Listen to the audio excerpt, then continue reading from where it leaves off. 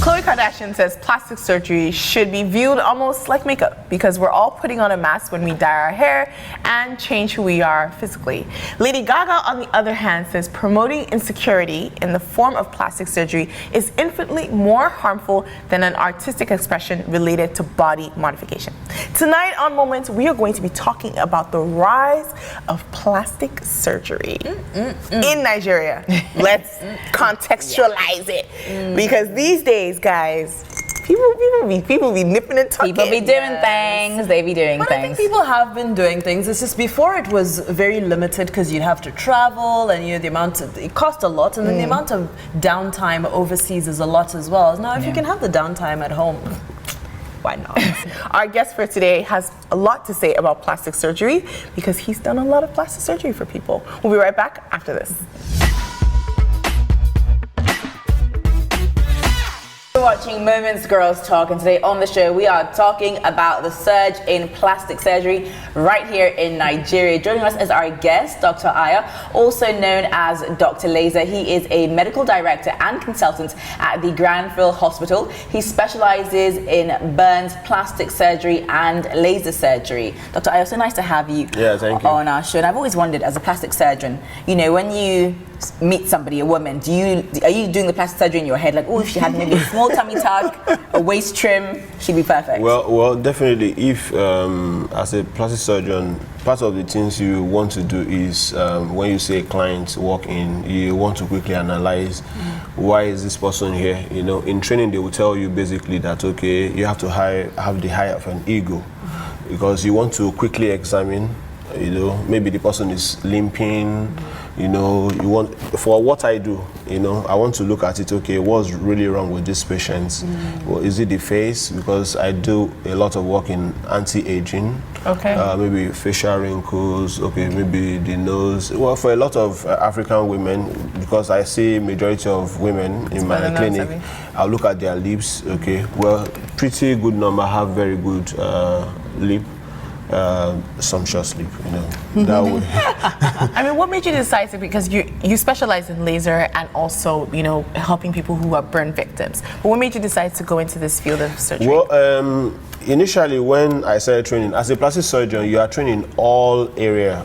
Including the burn injury and a lot of things like that. Now, the real reason why I had motivation towards the burns patient was because we had a lot of burn injury patients that died. I remember there was a time there was a pipe petrol explosion, and we had a lot of patients that came in when I was in training. That was my first year of training, and we lost a lot of them. So we lost every one of them. There are about 10 of them that came in then. So that's actually, stimulated my interest that what exactly can we do differently. So I remember I attended the first, my conference, that was in Turkey then, and I realized that the Western people are doing far better. The results are actually far better than what we had here.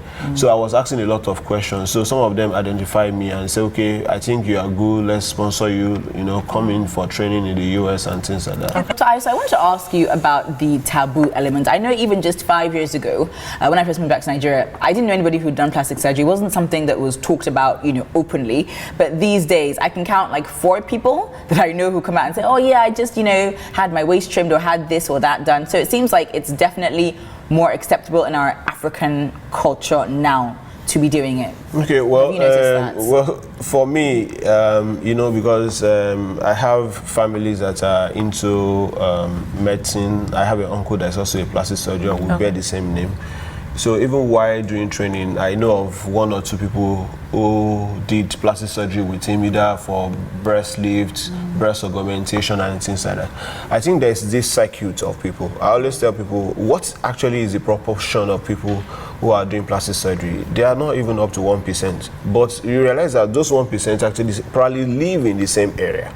The information go around. So it's the same circuit. If you come to the mainland, you probably never get to hear anything. I always say maybe people living in the same close area from my own observation are the ones that probably do the same thing. Now, you know, you saw this your friend yesterday, you know, 2 weeks later, you notice her body, you're like, babe, what happened? Island babes. Yeah, that's it. Well, I wouldn't say that, you know. I'm just putting it out there. But, you know, that's what I noticed, because sometimes when people say, oh, it's becoming in vogue, I said, no, it's not. How many people can actually afford those procedures, you know? We're going to be finding out a lot more from Dr. Laser about the services that he offers at his practice. We'll be right back after this.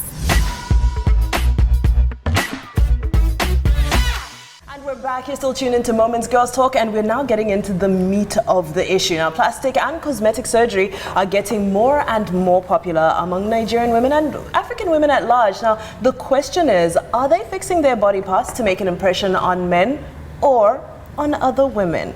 Now, we're going to break it down. We've got Dr. Ayo, aka Dr. Laser, in studio. You have vast experience in this, and I'm sure at some point your clients come in and say, my husband is looking at women with bigger butts, so I'd like a bigger butt, or my sisters have got tiny waists, so I'd like to have a tiny waist too. Which happens more often?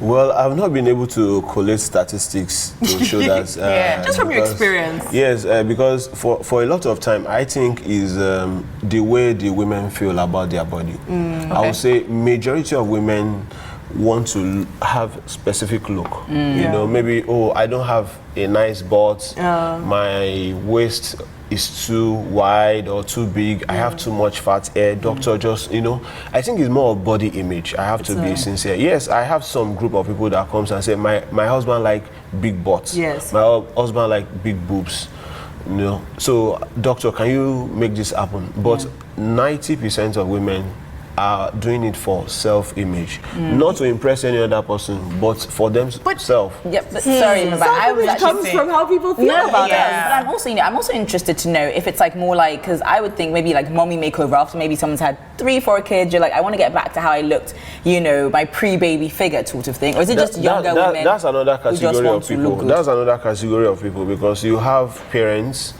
who after childbirth they've lost the original shape and they could remember clearly how they look before they got married. So they will approach you and I will explain to them, okay, in your own case you need a tummy tuck. In your own case, I think a liposuction will still do. Some don't like that invasive procedure, so you step it down. Okay, why don't you just do liposuction first? Have your body back Start first. there. Yes, then see if you can manage with that, or if you now feel, oh doctor, I think I need a tummy tuck, then, and after some times what I also realize is that the men actually are now the one that will push them to complete the process. You know, so meaning that they appreciate what they see. I wanted to chip in there because I mean I've always been, you know, slimmer in figure, shall I say that. I've always been a little bit smaller in all proportions, and you know, Nigeria, started eating jollof, amala, etc, and I started filling out a little bit. You know, things are adding up, and you know, there's a guy who I liked who said to me one day, he was just, where did that backside come from? And I was just like, well, what do you mean? He said, this backside is...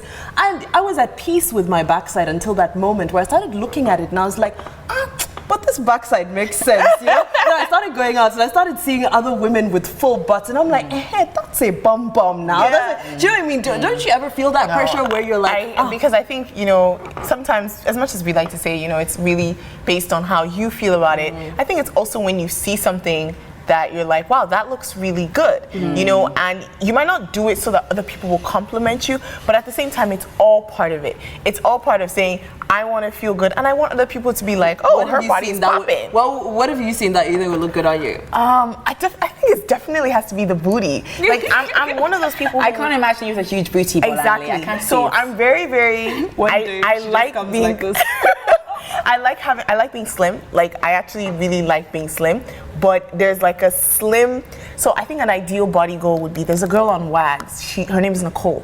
Oh, I know Nicole, she just got married to Nicole American is tall, footballer. She has a small waist, and she has just enough booty. It's not even like a dunk, it's just perfectly like Right. Do you understand? So when you see something that you're like, oh, that would look good on me, it's not because you might necessarily have low self-esteem, but also because of you want clothes to look a specific I think way. it's basically, it has to be balanced. That's the way I see it. Yes, you know, based on what I've seen people do, you know, but the idea in different people's head is different. Some women, they want all the attention, so they'll say, doctor, make it as big as it can. So they will come back the second time and say, look, I want more. I want, you know. But would you turn them away? Because there's, sorry to interrupt you, but there's such a thing as body dysmorphia. You know, you see it on all these American shows like Botched, where somebody might have had maybe 3 breast enlargements and they think they want to go bigger. And the doctor's like, this is the biggest you can go. So have you ever had that sort of a situation? Yeah, Before we get into that, I want to know about, you know, how you limit women who want to have it all and the kitchen sink and the strawberries and the cream. But we're going to take a quick breather. When we return, we speak more about plastic and cosmetic surgery. So make sure you don't move. Welcome back to Moments Girls Talk. Today we are talking about the rise of plastic surgery in Nigeria. Now our guest is Dr. Ayo, who's a plastic surgeon, and he has a clinic called the Granville Surgery Center. Tallulah had asked a question about, you know, limiting your patients when they come. Because we all know that I feel like plastic surgery is definitely something, sometimes I'm like, would I do plastic surgery, right? And we're all gonna go around and I want us to chip in. I do think that there's a chance I could. I just don't know if I could do invasive plastic surgery. Like I could do maybe the ones that basically you don't get cut. You know, like maybe like when I get older, fillers, or like That's how the door opens. That's what I'm saying. So do you know why? Because you see, when you say some of those words, I'm looking at you from your head and I stop at your chest area and I'm like, in few years, you're probably going to need a breast. Oh my goodness! Did you just point out all of our imperfections? You looked at us and I know you're gonna assess our bodies. Because you see, I know as you get older, certain changes actually happen. Of course, yes. Do you get it? And as a woman, you want to remain attractive. Yeah. There are certain clothes you want to wear all the time. You want to showcase your body that you are still in town. But then why can't you do it through fitness? Because I'm the kind of person, I don't think I would ever get plastic surgery. And the reason, number one, I'm very squeamish, but number two, I just don't feel it's necessary. I'm a bit conservative in my thoughts in terms of, I think that if you need it for medical reasons, maybe you've been in a house fire or something medical. You're looking at me with this. No, because I'm analyzing what you're saying. Yeah, because you see, sometimes in life, reasons. Yeah, you know, sometimes in life you only say what you can think about now. When you get to that point, that's when you can decide. It's always very difficult. You know, growing up, there are certain things I also struggle with, and like, no, this one is too much. Yeah. But nowadays, when I look at it, you know, like if you look at luxury parts, you know, you are admiring something on me when I came in, and like, I'm trying to shy away from it. Yes, in the past, I shall not bring it up. But I've never had a problem with diamonds.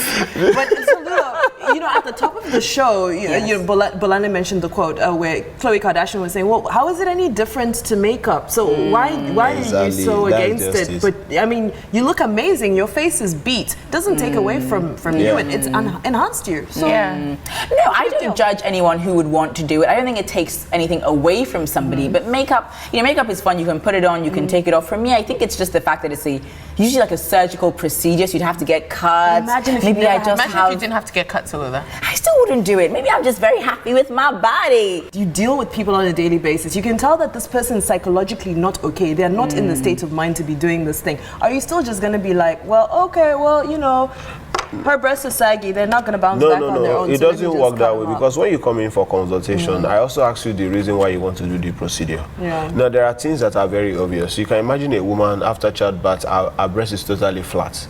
Do you understand? And some of them actually desire to dress without wearing bra. Yes.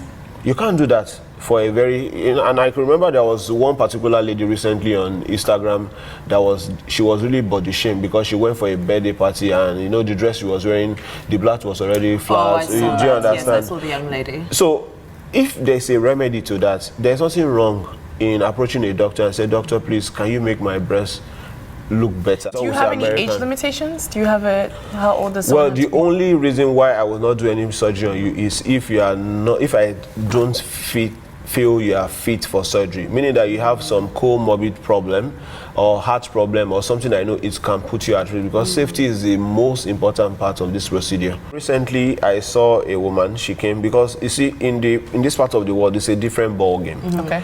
Now, I had this woman who came. She has this huge tummy.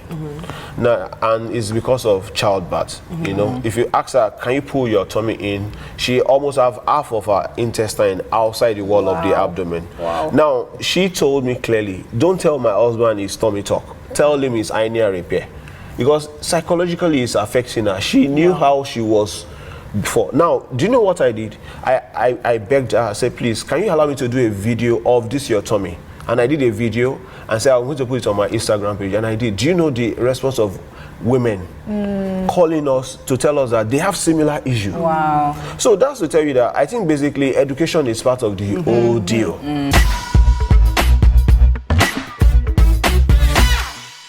Welcome back to Moments Girls Talk. Today on the show, we've been talking about the surge in plastic surgery in Nigeria. And in a nutshell, you guys, you know how I am. I'm quite conservative, so I do maintain my position that, you know, I don't think I would ever do it. I mean, I don't have a crystal ball. Never say never. I think if it's for medical reasons, great. If it's not, just love yourself, practice more self-love, and realize it's not that serious. Women clearly come in all shapes and sizes, and we're beautiful no matter what shape or size we are in. Bolanle, I feel like you have a different opinion from me. No, it's interesting because medical reasons is such a dicey term. I mean, I've heard people who do their noses because they say they're not breathing properly. Girl. You know what I mean? Or like, I know people who get Botox because they're sweating too much. Do you know what I mean? Like, you can justify anything you want. Like, I can say, I need to do X, Y, and Z because medically my back doesn't stand. You know what I mean? Like, you can justify it anyhow you want. If you're gonna do it, you're gonna do it. And I feel like in this day and age, it's just like how when lashes first came about, it was not normal to use lashes. Now you have people using lashes every single day. There's some days where I have my everyday lash. It's called the natural ones. Do you know what I mean? But permanent lashes now, lash extensions. We have microblading. When we realize that slowly but surely plastic surgery is becoming very normal, I won't be surprised if a large percentage of us have done plastic surgery in 10 to 15 years. Interesting. Sure. Interesting. Never say never. What do you think? Would you get anything nipped and tucked? You know what? I stand firmly about living your best life and ensuring that you always aspire to be the best version of yourself. Now, if you feel that this will make you feel better about yourself, will it bring you peace? Will it bring you closer to your goals? Will it bring you closer to a happy state of mind? It's your body. Go for it. As long as you're not putting yourself in danger, you're doing the proper research and going to the right environment, then why not? Your body is your temple, and it's your business how you choose to worship that temple. Interesting. All interesting perspectives. Well, we would love to hear from you about what you think about the surge in plastic surgery in Nigeria. Do you know anyone who's undergone plastic surgery, or are you yourself considering it? Please do contact us on any of our social media handles scrolling across the screen at the moment. Well, it's goodbye from us for this episode of Moments Girls Talk, but do remember, if you can think it, you can do it. Bye.